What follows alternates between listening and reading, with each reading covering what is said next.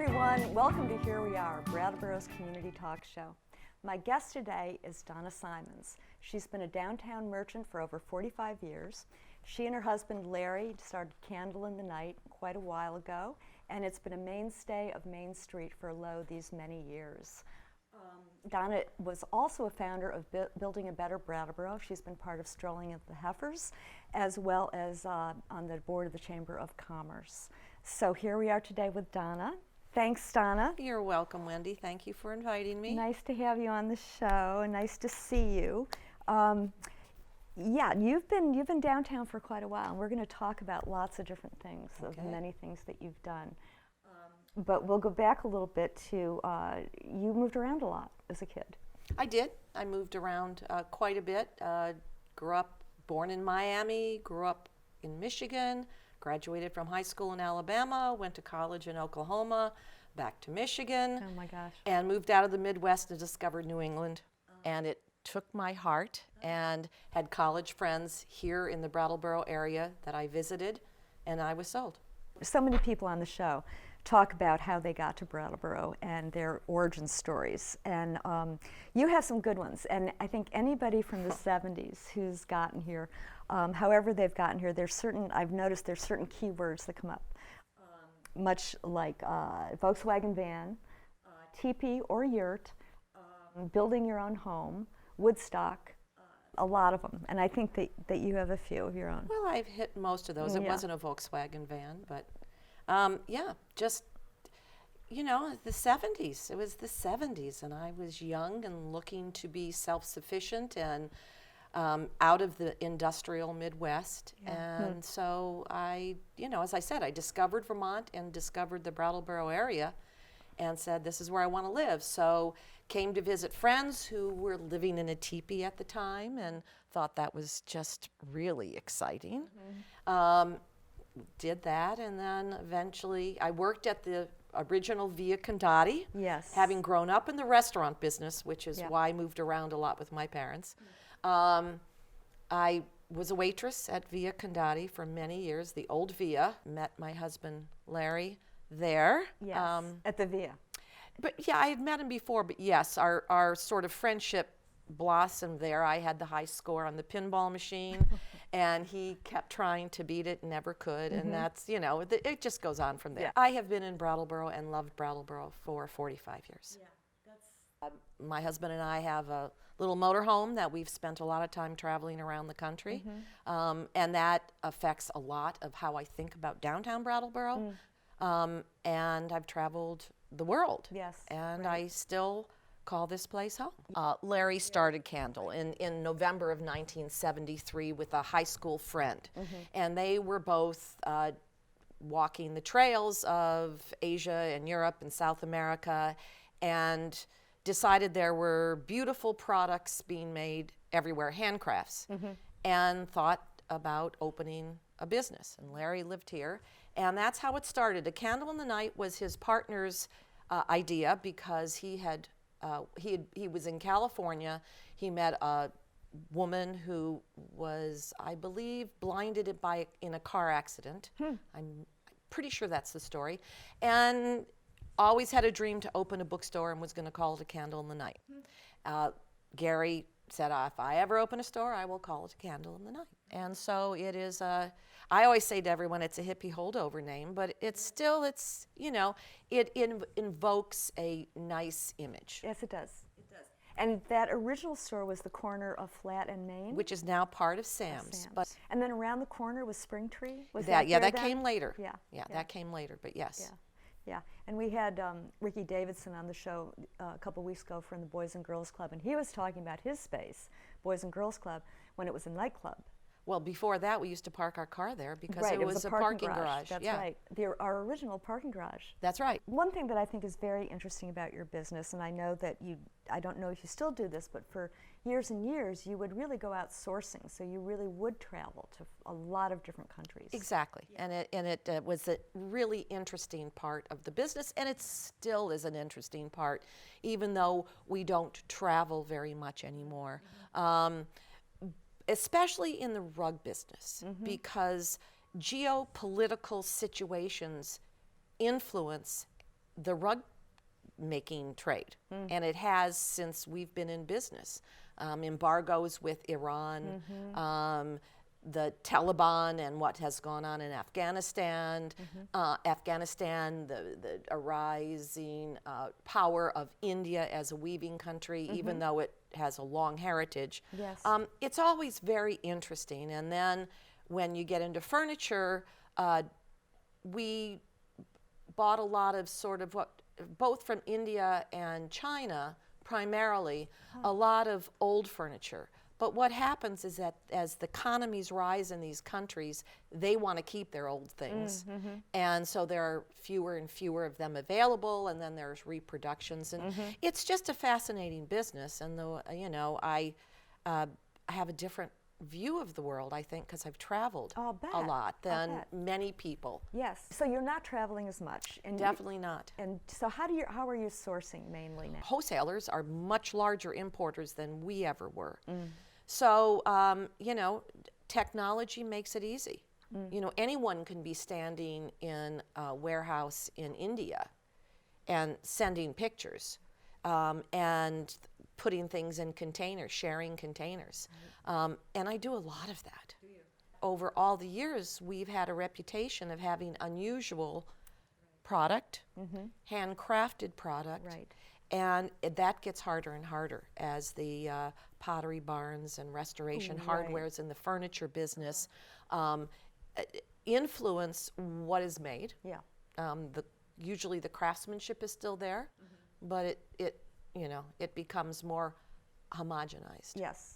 And with the rug business, the design industry has had a huge impact in moving the traditional Oriental rug design and process into a much different area, much different in a lot of different ways. Because of mechanization or design teams coming it's in? It's more design. It's about de-emphasizing tradition and emphasizing modernism and new colors, and something that was pretty traditionally accepted for hundreds, thousands of years has changed so much in the past, I would say 20, but even, 15. Yes. And so you're actually seeing cultures changing. Oh, absolutely. Yeah. Totally. That must be a very interesting It is. viewpoint to have. Yeah, it is. And some of it breaks my heart because of the situation that the craftsmen or the weavers or whatever find themselves in, especially when it comes to Afghanistan and that whole situation. Breaks my heart because of all the embargoes we have imposed with Iran, and it has affected the rug trade tremendously. I think that in my lifetime, I might see the end of hand weaving. Wow. As a craft, as an art. It could be because the newer generation just doesn't value it. Yeah. They don't understand it, they don't value it. But I feel fortunate that I have lived to be able to experience a lot of it. Yes, and to see the change that has taken place in 45 years. It's a mammoth change. It is a mammoth change. When I became part of A Candle in the Night, which would have been set 1975, Larry was tired of traveling, and so the decision was how to take this business forward, because he wasn't off gallivanting with his partner sending products back, you know. And so I started bringing in and buying from people already importing or making silver jewelry, clothing, and I sort of developed that part of the business. Yeah. And it stayed part of A Candle in the Night, for a very long time. And then when our children were young and I couldn't be there, we had employees, and we had a very wonderful old friend who was the manager, and she eventually bought the clothing and jewelry business and renamed it at the Oasis. Oh, I see. And she kept it in our store for a while, and then eventually moved it out to where Yala is. And then you did a kids' clothing store. I did that. I had to try to figure out because at the time the business didn't need me. Yeah. And but my children did. Yeah. And so I tried to figure out, well, what could I do as an ancillary business or something else with little children? And it, clothing and jewelry and everything was, a natural progression. And I opened a children's clothing store on Main Street, where the Mystery Bookstore is now. Yeah. And retail has been in constant flux, moving from the stores, the chain stores that used to be located in downtowns, like where we are now was a W.T. Grant, right next to the Woolworths, right across the street from Montgomery Ward.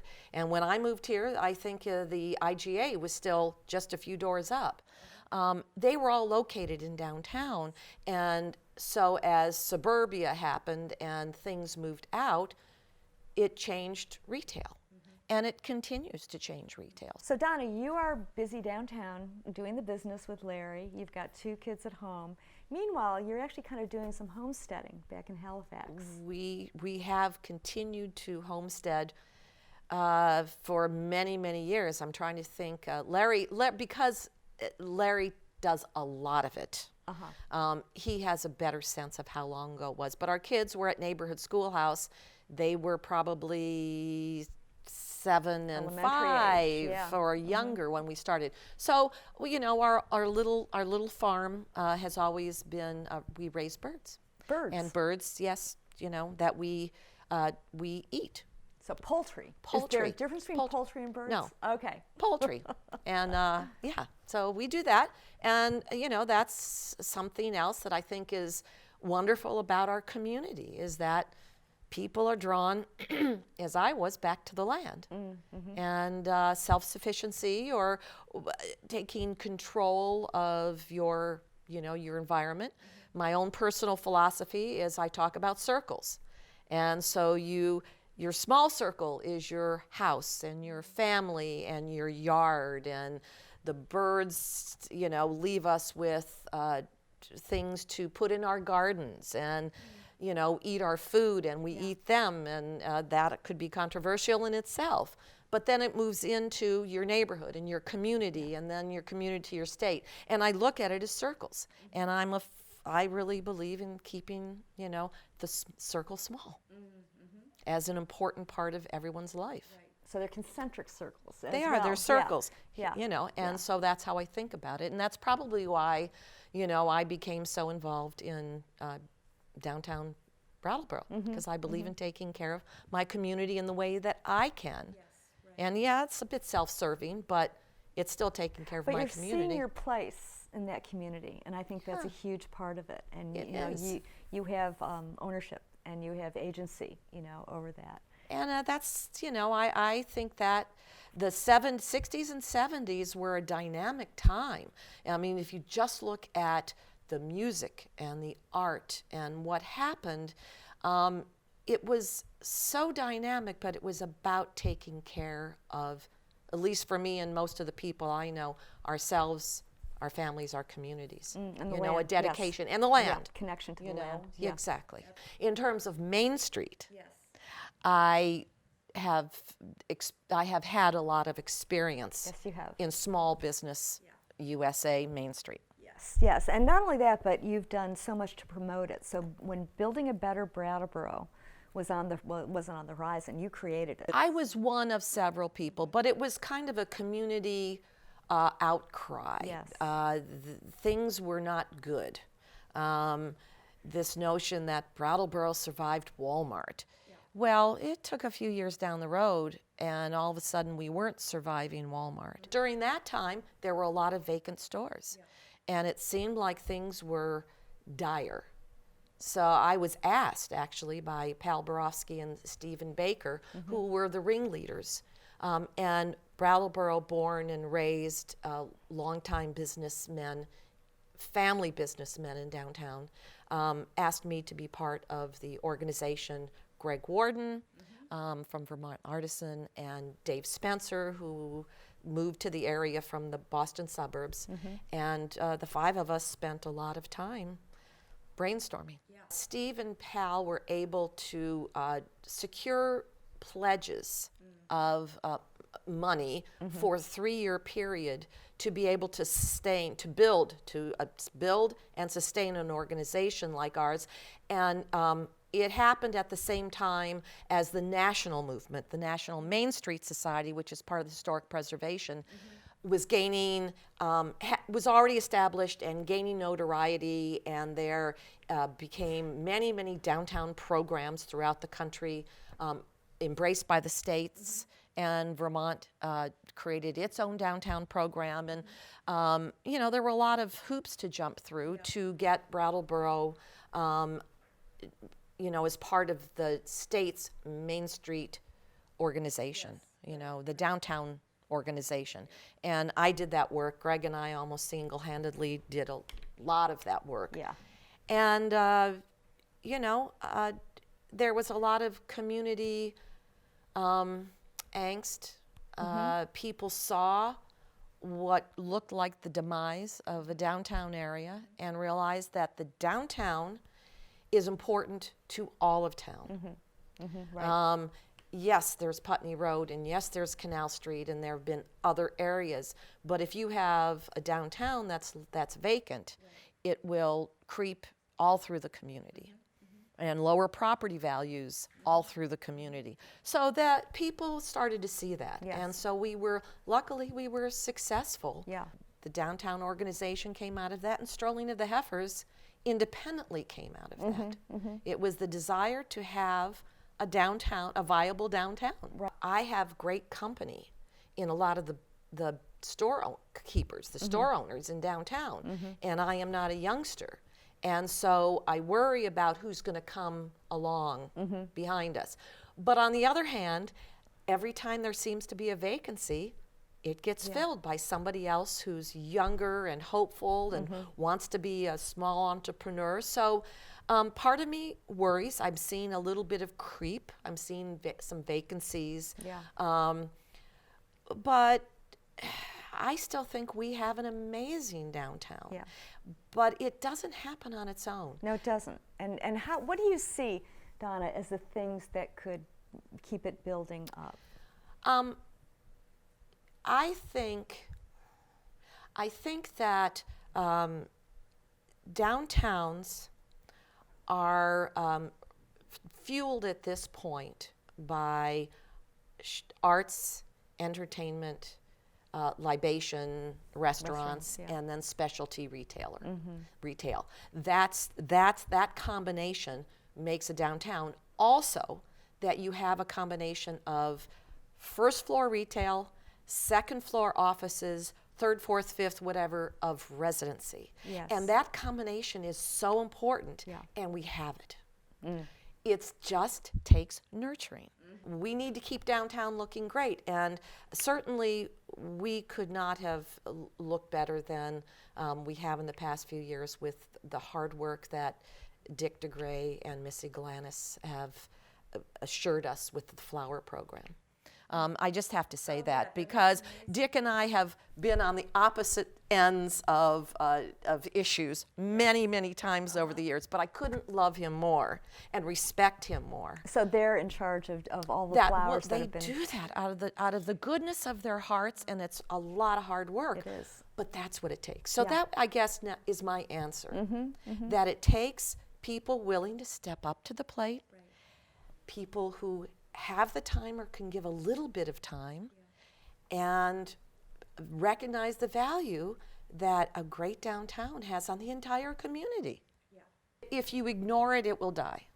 And as I said, that I've spent a lot of time in our little motorhome driving all over this country, and we tend not to drive on the interstates because I want to see my country and experience all the small towns, and there are very few small towns that are vibrant and energetic and still viable in this country. Yeah. We get a little spoiled in New England because New England has sort of that ethic of keeping downtowns going and wanting a downtown to go to socialize in. And Talking about Main Street, talking about a business, I think a lot of people really don't understand what it takes to maintain and run a small business.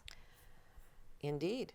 I mean, years ago, there were nothing but small businesses on main streets, and you only shopped at your small businesses, and like everything, things change. And it's always a challenge. It's, you know, I find that our business, which is 45 years old, we've had to redefine what we've done. I mean, we've maintained the textile, the rugs, but we've sold a lot of things, the clothing and jewelry. We used to be a full-line tile business. We used to bath and kitchen. There are many things that we have done, passed along, closed up over the years in trying to keep our doors open. And it does get harder and harder. And I would say right now, there's a huge challenge to be an independent retailer, number one, anywhere in this country. And then number two, to do it in a small community like Brattleboro. And it's the competition, not just up the road or down the road or across the river. As you know, it's online. And there's so much to try to do to keep your stores fresh, to make people want to come into them. In dollars and cents, all businesses, what we call our margins are being squeezed. And our costs are rising. Employment costs, shipping costs, but we can't raise our prices because there's competition. And yes, maybe that's good for the consumer, but a lot of it I feel is smoke and mirror. But because I spend time looking at pricing, not only in my own business, but in other businesses and other products. And I have to say that the low end of retail is Walmart and Target and some of those places. You cannot have a small business and necessarily compete with them. Right, right. But I find prices sometimes at Sam's to be lower than what they are at Walmart or lower than what people have them at Amazon's. And then what you get is service. Something's wrong, you walk into the store and it becomes a personal relationship. The overheads that you have, you know, you have not only wages, which is huge, but you've got insurance and you've got taxes. I own my building, or at least part of my building. That's right. That's you know, the shop owners in downtown that own their buildings pay a lot of money in taxes. We pay school taxes. Right. You know, we pay you know, into the general fund. And if we're not shop owners and building owners, the building owners are charging rents to everybody else. And so there are huge costs. Property taxes are 14, now they're closer to 15,000 a year. And overall insurance policy, my umbrella that covers liability and workman's comp and my everything, is another $20,000. Those are just two things that I have to have in order to even keep my business going. That doesn't count utilities. It doesn't count employee. It doesn't count all that. When you're faced with the notion of a 1% extra tax, I'm upset with the select board because I thought there should have been more outreach rather than brought up and discussed at a meeting, and I think it was postponed. I didn't even really know about it. Not a single select board person walked in the door and asked me how I felt about it.